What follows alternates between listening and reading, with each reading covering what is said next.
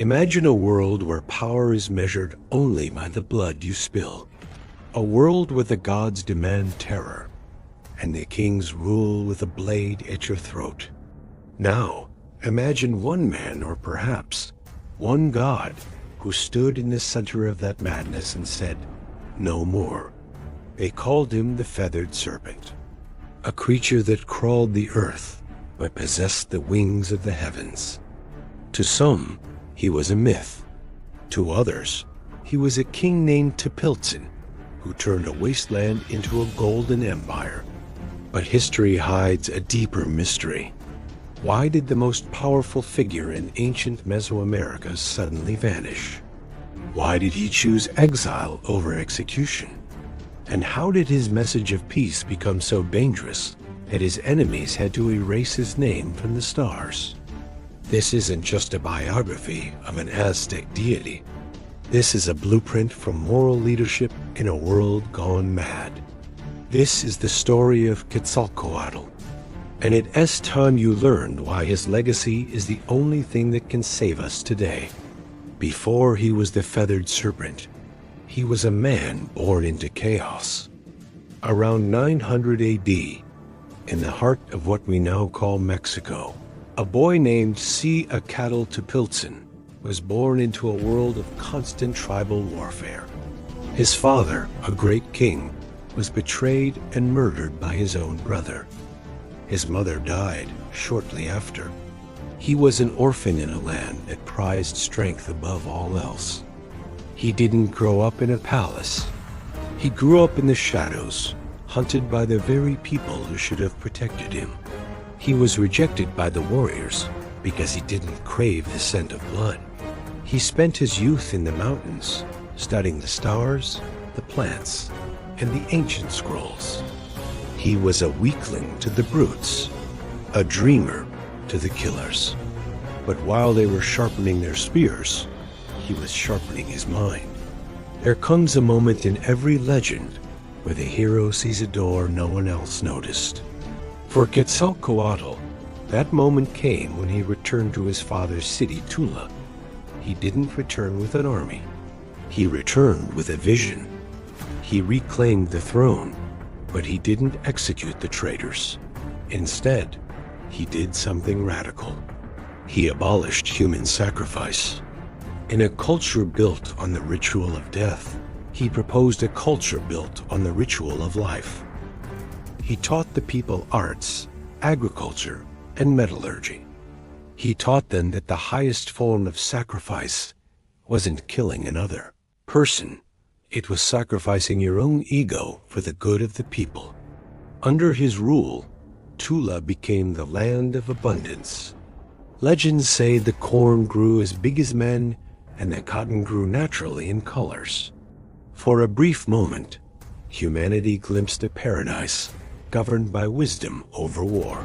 But light always invites the shadow. Quetzalcoatl's greatest enemy wasn't a foreign army. It was the dark god Tezcatlipoca, the smoking mirror. Tezcatlipoca represented the old ways' greed, violence, and manipulation. He hated Quetzalcoatl because peace is bad for the business of war. The smoking mirror used trickery to ruin the king. He tricked Quetzalcoatl into a moment of human weakness, making him feel shame and brokenness. The pressure was immense. His people began to doubt him. The priests demanded blood again. Quetzalcoatl stood alone against an entire system that wanted to drag him back into the mud. He realized he couldn't win the war by fighting, because to fight would be to become the very monster he was trying to destroy.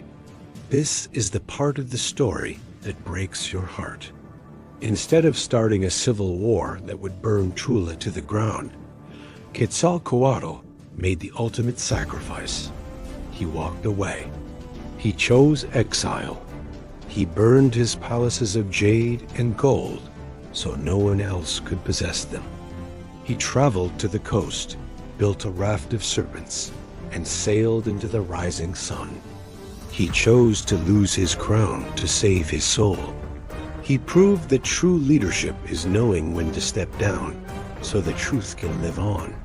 He promised he would return one day, not as a conqueror, but as a reminder of what we could be. Centuries later, when the Aztecs saw the Spanish ships on the horizon, they didn't think invaders. They whispered, "Quetzalcoatl has returned." Though he never physically came back, his spirit defines Mesoamerican history. Every time someone chooses a book over a weapon, every time a leader chooses diplomacy over destruction, Quetzalcoatl is there. He is the patron of the arts, the bringer of the wind, and the symbol of the evolution of the human soul. From the pyramids of Teotihuacan to the modern streets of Mexico City, a feathered serpent still flies. You cannot kill a god who lives in the conscience of the people. Now, let's look in the mirror. We all have a feathered serpent inside us. The serpent is our earthly side, our basic instincts, our anger, our drive for power.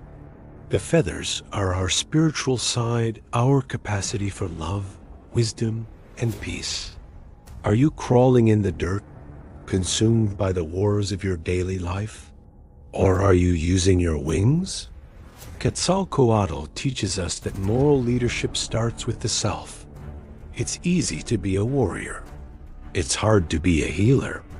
He reminds us that the greatest victory isn't standing over a fallen enemy.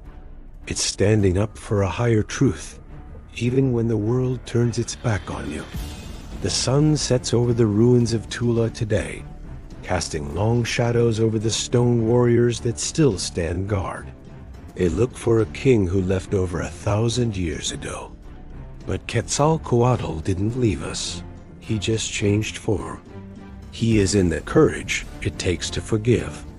He is in the silence of a man who refuses to seek revenge. He is the quiet voice in your head that says, "Be better." He was the king who chose to be a myth so we could find the God within ourselves. The feathered serpent hasn't finished his journey. He's just waiting for you to realize that you have wings too. If Quetzalcoatl's journey inspired you to choose wisdom over chaos, hit that subscribe button right now. Hear it before they won. We believe that history's greatest icons didn't just win battles, they won the war within themselves. Check out our other stories of legends who changed the world, and let us know in the comments which hero we should cover next.